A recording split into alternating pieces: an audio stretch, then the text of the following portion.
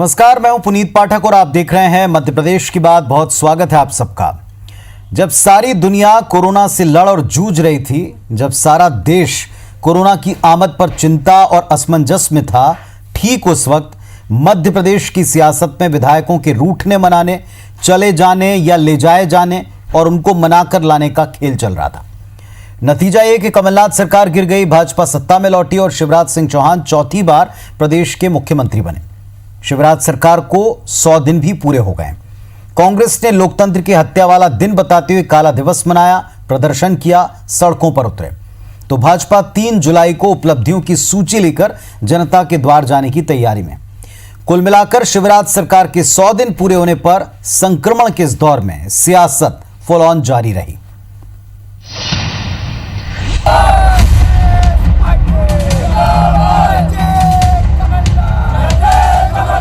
मध्य प्रदेश में तख्ता पलट और शिवराज सरकार के 100 दिन पूरे होने पर कांग्रेस ने मंगलवार को सड़क पर उतरकर प्रदर्शन किया। कांग्रेस ने इस दिन को लोकतंत्र की हत्या का दिन बताते हुए पूरे प्रदेश में काला दिवस मनाया। भोपाल, इंदौर, जबलपुर, ग्वालियर समेत पूरे प्रदेश में कांग्रेस कार्यकर्ताओं ने काला झंडा लेकर विरोध प्रदर्शित किया। काले कपड़ों में प्रदर्शन करते हुए कांग्रेसियों ने शिवराज सरकार के खिलाफ जमकर नारेबाजी की।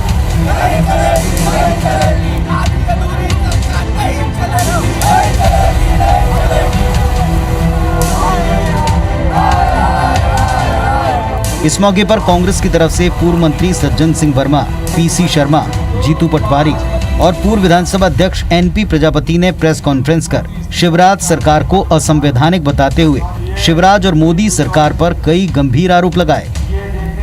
विधायकों की खरीद फरोख्त करके सरकारों का गिराना, ये परंपरा कभी मध्य प्रदेश की पवित्र धरती पर राजनीति में नहीं है।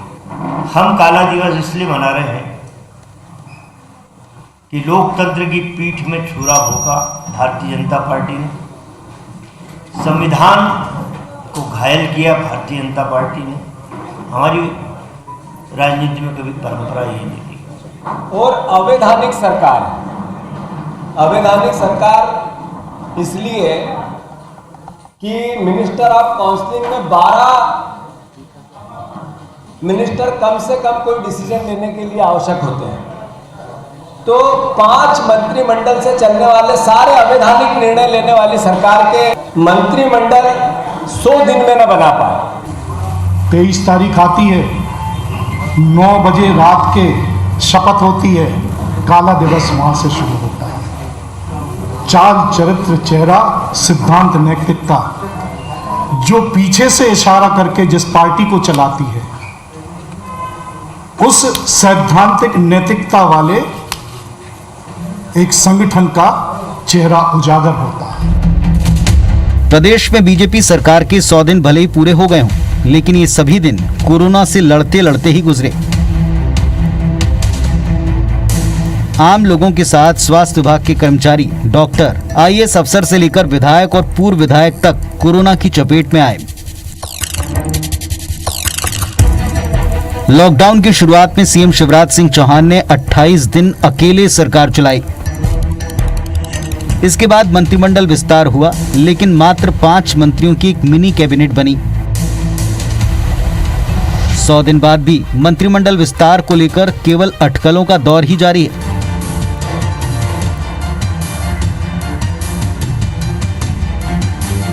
विधानसभा चुनाव में कांग्रेस का अहम चेहरा रहे ज्योतिरादित्य सिंधिया बीजेपी उम्मीदवार बनकर राज्यसभा पहुंच चुके हैं। वहीं कांग्रेस ने वरिष्ठ नेता प्रेमचंद गुड्डू और बालेंदु शुक्ला की घर वापसी कराई। कोरोना के बीच पेट्रोल डीजल के दाम ने आग पकड़ ली, तो प्रदेश की सड़कों पर कांग्रेस ने उतरकर विरोध दर्शाया।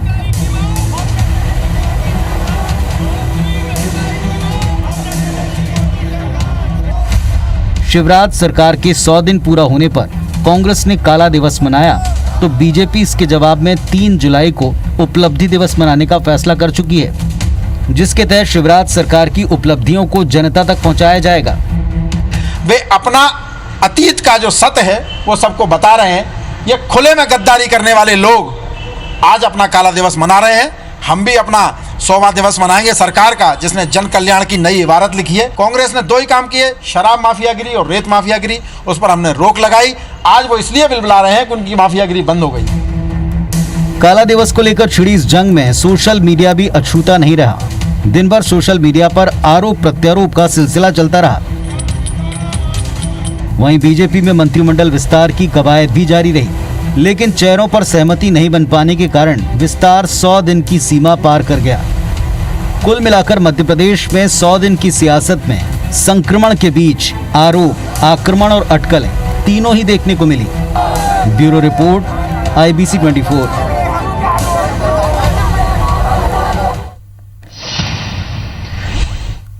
तो विरोध में कांग्रेस पार्टी और समर्थन में भारतीय जनता पार्टी के पास में क्या है इन 100 दिनों में, बताने के लिए, इस पर सीधी चर्चा करने के लिए हमारे साथ में एक पैनल जुड़ा। परिचय आपसे कराते हैं बिना देर किए। PC शर्मा जी कांग्रेस के एक सीनियर विधायक हैं और साथ ही साथ पूर्व मंत्री रहे, सरकार में हिस्सेदारी इनकी रही है। मोहन यादव साहब भारतीय जनता पार्टी के जनप्रतिनिधि, बीजेपी के विधायक हमारे साथ जुड़ गए हैं। राजेश जौहरी साहब वरिष्ठ पत्रकार भी हमारे साथ में जुड़े हैं। आप तीनों को नमस्कार और इस चर्चा में, इस मंच पर आपका बहुत स्वागत है। मोहन यादव साहब, भारतीय जनता पार्टी क्या उपलब्धियां इन 100 दिनों की पाती है? आपने कहा, आपके नेताओं ने कहा कि हम अपनी सरकार की उपलब्धियां जन जन तक पहुंचाएंगे। 100 दिनों की सरकार की क्या उपलब्धि? देखिए, उपलब्धि में तो आप ये मान के चले कि हमारे साथ में आपने थोड़े दिन पहले 2 मुद्दे सबसे बड़े दे रहा हूँ, बाकी तो ढेरों बताने वाला हूँ। आप ये कल्पना करिए कि कोरोना जैसे महामारी में कांग्रेस ने जिस ढंग से प्रदेश को मरने के लिए छोड़ दिया गया था, हाहाकार मच रहा था। इंदौर उज्जैन तो आग के ढेर पे बैठे थे। जहां से मैं आता हूँ, इंदौर, उज्जैन में मौत का आंकड़ा विश्व में सबसे ज्यादा था। आज की स्थिति ये 100 दिन के बाद के वहां 4 दिन से 0% आ रहा है, कोरोना गायब हुआ है। ये इंदौर की स्थिति कंट्रोल करने में सर्वाधिक ताकत लगानी पड़ी। इंदौर, भोपाल, उज्जैन, ऐसा लग रहा था कि पता नहीं अमेरिका में कि मध्य प्रदेश में। और हम सबको मालूम कि जांच रिपोर्ट में सिद्ध हो गया कि ये जो लापरवाही, घोर लापरवाही दुबई से आने वाले लोगों के माध्यम से इंदौर में ये जो कोरोना फैला था, कांग्रेस की सरकार ने हवाई अड्डे पे कोई व्यवस्था नहीं की, ना कोई प्रबंधन किया। इतनी घोर लापरवाही की। वास्तव में ये परमात्मा देखता है, इतना बड़ा दंड मिलेगा कांग्रेस को इस इतने घोर पाप का। ये एक मौत का जिस ढंग से तांडव मचा है, ये सारा अपराध उनके माथे। ये कोरोना के अंदर माननीय शिवराज सिंह जी ने पूरी जान लगा करके डेट फर्स्ट से रात की 2 बजे तक कोरोना से लेकर के सारे मामलों को देखा। इतना ही नहीं, हमने देखा कि जब घर में लोगों का हाहाकार मच रहा, खाने पीने की व्यवस्था की दृष्टि से सारे प्रबंधन करने के प्रयास किए। किसानों को अपनी उपज को बेचने के लिए समान रूप से गेहूं उपार्जन के केंद्र खोले।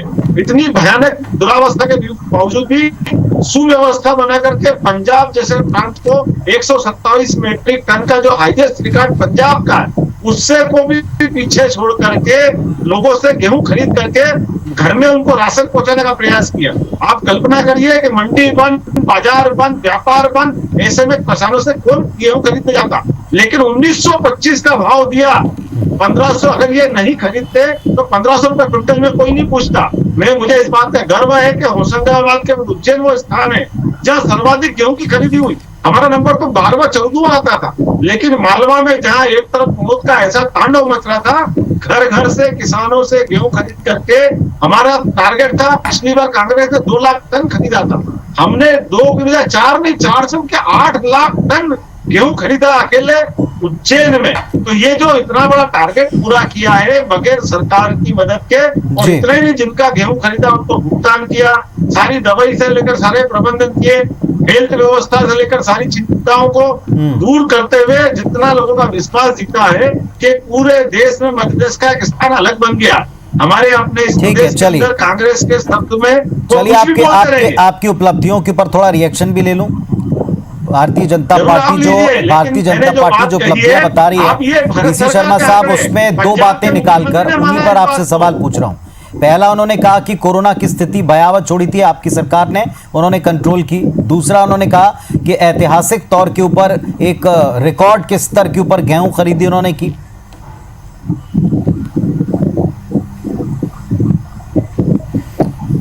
मैं समझता हूँ कि भारतीय जनता पार्टी में झूठ बोलने की ट्रेनिंग दी जाती है, और झूठ भी जोर से बोलो। बार बार बोलो, मेरी ये समझ में कांग्रेस नहीं की- आता कांग्रेस को बोलने का कि हमको आदत कोरोना नहीं है। महामारी, सुन लो मोहन यादव जी, मैंने बोला नहीं आपके बीच में, आप सुन चलो आप लीजिए। बोलिए, मैं भी नहीं बोलता हूँ, कोई बात कोरोना महामारी ये पूरे देश के अंदर अगर कोई लेके आया तो ये भारतीय जनता पार्टी लेके आई। कैसे लेके आई? राहुल गांधी ने जनवरी में कहा था कि ये महामारी है, इससे बचने के उपाय शुरू कर दीजिए, लेकिन भारतीय जनता पार्टी और मोदी जी ने सुना नहीं। नमस्ते ट्रंप जी को ले आए यहाँ पे, जहाँ अमेरिका में कोरोना पहले से ही हो गया था, और 5000 लोग प्रेसिडेंट ट्रंप के साथ आए, मास्क लगाए हुए थे उस समय। दिल्ली गए, अहमदाबाद गए और आगरा गए। अहमदाबाद केंद्र बन गया, गुजरात में सबसे ज़्यादा संक्रमण फैला है, और वो सेंटर बना तो बॉम्बे, आपका जयपुर, इंदौर, ये पूरा एक सेंटर बन गया। दूसरा आगरा और दिल्ली, ये सेंटर बन गए। और इसके बाद ये इसको लॉकडाउन करना था इनको मार्च के पहले हफ्ते में या फरवरी के आखिरी हफ्ते में, लेकिन इनको मध्य प्रदेश की सरकार गिराना था और 22 विधायकों को पैसे देकर दे के लंबा लेन देन करके कमलनाथ जी की चुनी हुई सरकार, जो जनता ने चुना था, शिवराज जी को 2018 में बाहर कर दिया था जनता ने, उस सरकार को इन्होंने गिराकर अपनी सरकार बनाई।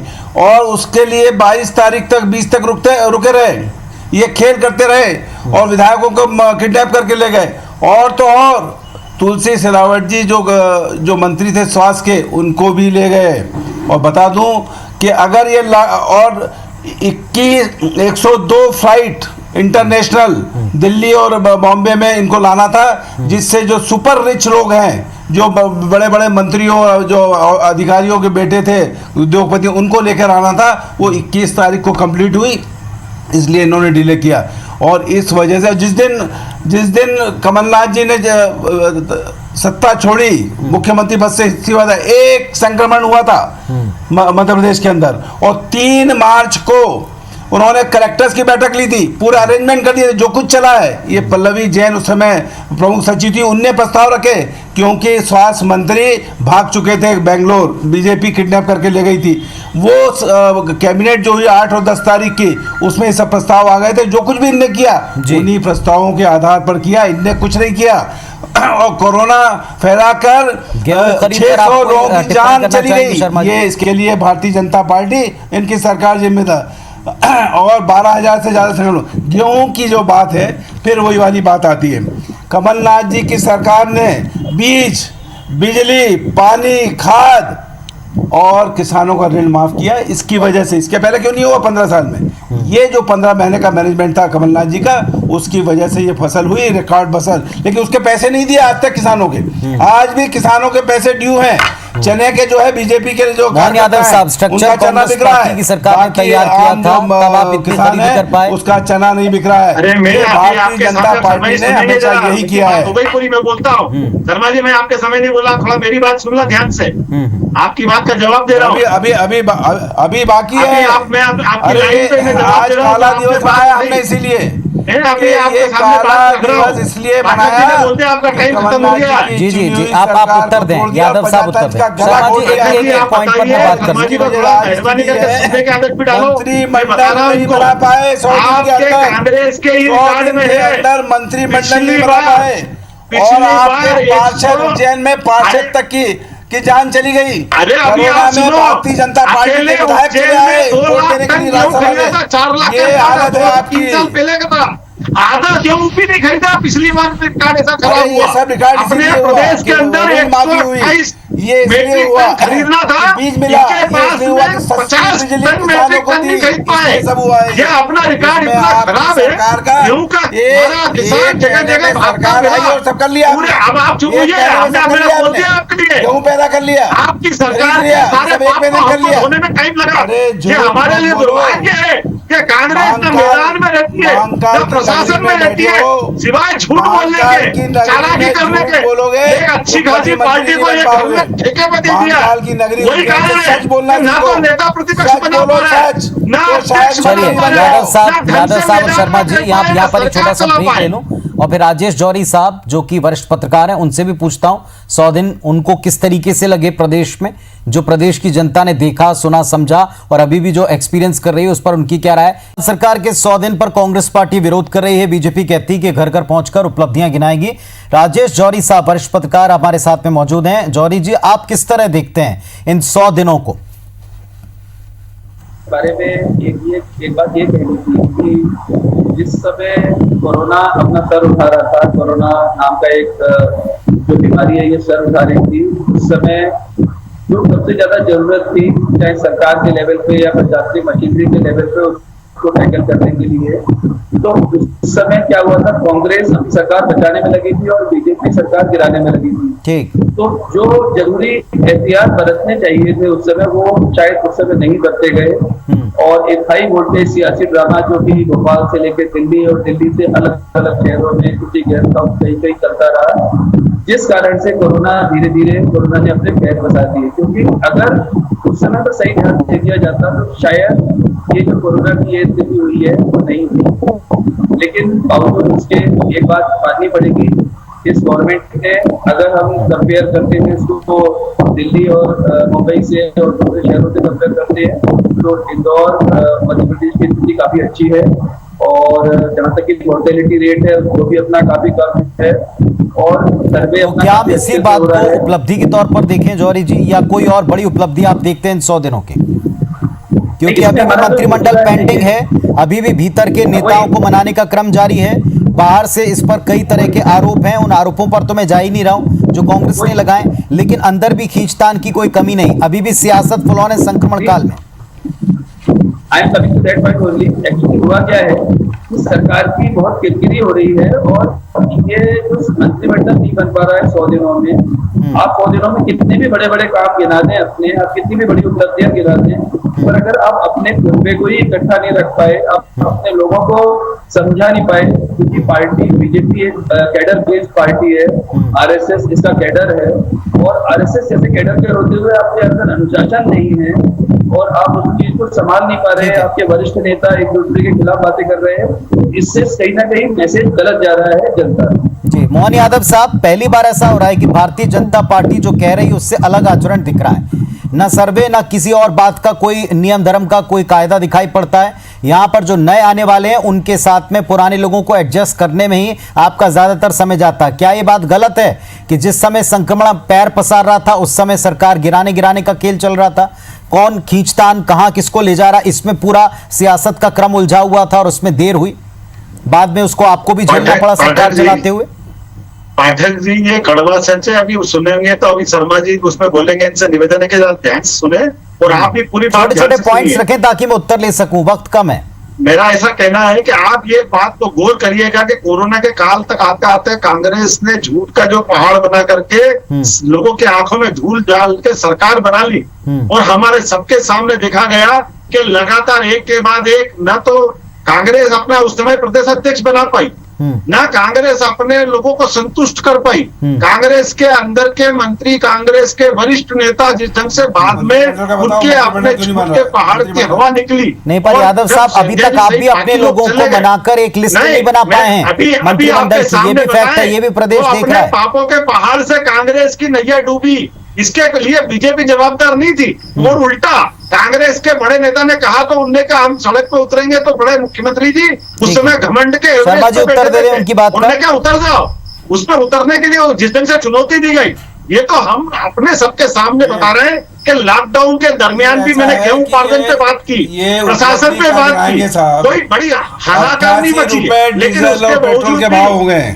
एक मिनट पाठक जी मेरी बात खत्म नहीं है। 5,000 रुपए बिजली के उत्तर लेने दें, वक्त थोड़ा लिमिटेड है यादव साहब। और 600 लोगों की जान चली गई, 14,000 संक्रमित हो गए, सरकार चलाने का 14 लाख बेरोजगार हो गए, कांग्रेस ने जो गलती की है आपके लोगों को राशन नहीं मिला इस दौरान, आपने झूठ एक बोला महीने था। तक स्वास्थ्य मंत्री एक नहीं था, एक महीने तक तमाम झूठों में और से जब कोई डीजल वादा पेट्रोल पूरा के नहीं भाव करा। कांग्रेस के जमाने में अरे बढ़ते आपने थे अपनी तो सभा शिवराज की सिंह सरकार का चौहान दोबारा आपने किया, साइकिल वो पे भी चलते आपके थे, कर्मों के साइकिल कारण पे। हुआ है। कहाँ गई वो पेट्रोल नीति साइकिल? भारत सरकार में जिस ढंग अरे से इनका सुधारने तो का हाल प्रयास ये किया है, है, कांग्रेस चाहती है भारतीय जनता पार्टी का हाल तो ये है, लगातार जो बिजली अपने के माहौल को रेट बिगाड़ बढ़ा करके दिए, देश को जो डीजल दुरावस्था में पेट्रोल लेके के खड़ा रेट कर बढ़ा दिया। दिए कि अपना काम कांग्रेस बनता ने एक भाव घर में के जाए अंदर चंदा। यादव साहब उनका पॉइंट सुने और फिर उसका पार्टी उत्तर चल रही दें है जी। और मैं एक समझता और हूँ बात अभी हमारी कि बात खत्म नहीं हुई ना, आज भी आपने उनको बुला लिया, आज वो भी अपनी ये बात कुछ भी कहेंगे, वो आज- कैसे सुनेंगे इनकी बात कोई अरे सही कहाँ कहे, खत्म है? एक मिनट खत्म है यादव साहब की हमारा। बात भी सुनी जाएगी अपने और सुनी कोई गई है। की बात कहे, खत्म हो कोई चुका सही है। बात कहे, 100 दिन कोई का बात आपका कुछ भी समय। कहेंगे तो कैसे सुनेंगे? इसीलिए हमने आज अपने काला लिए दिन बनाया, आपका बात समय चल रही खत्म है हो क्या? चुका है। कांग्रेस के कर्मों से सरकार गई नहीं, थी आपका समय और खत्म हो चुका है। भाजपा का अपना चरित्र है, भाजपा ने आप- अपना युवा नेतृत्व तैयार सवाल किया। सवाल का उत्तर नहीं दिया आपने यादव हमारे बीच में आए। साहब। अगर उनकी जनता सरकार भी हमारे कर्मों से बीच चली में गई तो आए। ऐसा कांग्रेस क्या हो रहा है कि आप अभी तक अध्यक्ष मंत्रिमंडल नहीं ढूंढ बना पाई पा है। रहे हैं? कांग्रेस अरे अध्यक्ष कांग्रेस अपने अध्यक्ष नहीं बना पा रही, नेता प्रतिपक्ष नहीं बना पा रही। तो क्या आप कांग्रेस को फॉलो करने लगे? क्या बीजेपी कांग्रेस को फॉलो करने लगी है? क्या जो कांग्रेस में हो रहा है वो सब बीजेपी में होगा? अध्यक्ष वही चल रहा है, कमलनाथ जी, नेता प्रतिपक्ष भी कमलनाथ जी आप तो बनेंगे। ये बताओ अरे कि मंत्रिमंडल क्यों 20 नहीं साल बन रहा है? से लगातार कमलनाथ जी, भगवत सिंह शिवराज शेखावत सिंह जी, क्या कह रहे कमलनाथ हैं जी, कि कैलाश शिवराज सिंह जी। विजय- अरे अरे हम तो आपकी कह रहे सरकार हैं को कि कैलाश पीसी विजय शर्मा वर्गीय जी नहीं अच्छा बनने दी। क्या है? मेरे कैलाश विजय वर्गीय ने नहीं बनने दी आपकी सरकार। ये सक्षम है, ये नेता और प्रतिपक्ष बन सकते हैं, वो आपके कोई मना नहीं है वित्त इनको। मंत्री कह रहे हैं। सब ये कम से कम वित्त इतना तो कर मंत्री कह रहे ले, हैं कि ये दोनों मुख्यमंत्री नेताओं के फेल हो विश्वास चुके के हैं। हैं। वो आजाद रामबाई से लड़ रहे हैं वहां हम तो पर। चाहते हैं नेता प्रतिपक्ष भी अपना रोल अदा करे। कह रहे हैं हम चाहते हैं कांग्रेस ये प्रतिपक्ष का विकास नेता का के लिए रोल अदा करे, जोशी कह रहे लेकिन हैं। कांग्रेस करना नहीं चाहती है। कांग्रेस अपनी उसी मरी मरई चाल पर चलना चाहती है। मेरा जो सिर्फ एक डूबने का निवेदन था आपको मोहन बचना यादव वाला साहब, है। क्या अब की बार पहली बार ऐसा नहीं हो रहा? सरकार आपने पिछली बार भी 3 टर्म चलाई सफलतापूर्वक, क्या अब की बार ऐसा नहीं हो रहा कि आप सियासत में, प्रदेश की सियासत में और एक नए साथियों के साथ ऐसे उलझे हुए हैं कि सियासत से उबर ही नहीं पा रहे, विकास की तरफ ध्यान ही नहीं है? पाठक जी अब आप जरा ध्यान से सुनिएगा। ये लोकतंत्र में विश्वास करने वाली पार्टी है, तो प्रदेश का नेतृत्व विचार करके नाम दे रहा है। हमारे मुख्यमंत्री जी नाम दे रहे हैं। हमको मालूम हमारा परिवार बड़ा हुआ और बाकी लोग आए, उनको भी समाहित करने वाले हैं। हम जीवान वाले लोग हैं, किसी से बदलने वाले नहीं है, इसलिए जो आए उनका मान सम्मान भी रखना पड़ेगा। चलिए अब एक और उत्तर ले लूं मैं, लंबे समय तक एक चले। उत्तर ले लूं मैं। सब व्यवस्थाओं को संचालित शर्मा जी करके फाइनल चले। कमेंट। कोई व्यवस्था कुल नहीं कुल बिगड़े। सार आप इस क्या सारी देखते हैं बातों इन को 100 लेकर दिनों का? आपको समय एक लग लाइन रहा में है, बताएं। तो कोई अपराध नहीं हो रहा है। हम बना करके हटाने वाले नहीं है, हम भगाने वाले नहीं है, हम सबको जोड़ के चलने वाले आदमी। इसलिए आज विचार के लिए समय लग रहा है। भारतीय जनता तो 2 दिन, 4 पार्टी दिन ने लगता है, वो महंगाई चलेगा। बढ़ा दी, लेकिन मैंने अगर कहा कि अपने डीजल समय पेट्रोल के में- भाव बढ़ा दिए, जौहरी साहब बड़े बड़े बिल आ रहे हैं, कुछ कहना चाह रहे हैं? जौहरी साहब कुछ कहना चाह रहे हैं? बेरोजगार हो गए मध्य प्रदेश में। पाठक साहब जी ये कहना था कि चाहे वो मामला कोरोना का हो या चीन का हो, चीन के बॉर्डर का मामला हो, भाजपा और कांग्रेस जिस तरह से आपस में लड़ रहे हैं, दोनों उनसे देश का नुकसान हो रहा है। तो ऐसे विपत्ति के काल में दोनों बड़ी पार्टियां हैं, दोनों मेजर पार्टियां हैं इस देश की, इनको एक होकर इस लड़ाई से लड़ना चाहिए, तभी हम जीत पाएंगे। नहीं तो हम हमारी जीत बहुत मुश्किल है। यही बात देश और प्रदेश महसूस कर रहा है और यही बात हर व्यक्ति कहने की कोशिश कर रहा है कि अगर आप कांग्रेस की खामियों को गिनाते हुए, आगे रखते हुए, आप उनको दोषारोपण करते हुए अपने पॉइंट को जस्टिफाई करेंगे तो फिर पार्टी में डिफरेंस कैसे बचेगी? आपसे अलग उम्मीदें हैं, उनसे अलग उम्मीदें हैं, और ऐसे समय में अगर आप उन्हीं की खामियां गिनाएंगे या दोषारोपण में वक्त बिताएंगे तो विकास आप कैसे कर पाएंगे? मंत्रिमंडल कैसे बना पाएंगे? कैसे साथ लेकर आगे बढ़ पाएंगे, जो आप ही का नारा है? इस पर हमने दोनों पक्षों को जानने समझने की कोशिश की। जनता बेहतर देख समझ रही है, डिसाइड करेगी, उत्तर भी अपना देगी उपचुनाव में। बहुत धन्यवाद आप तीनों का जुड़ने के लिए। नमस्कार।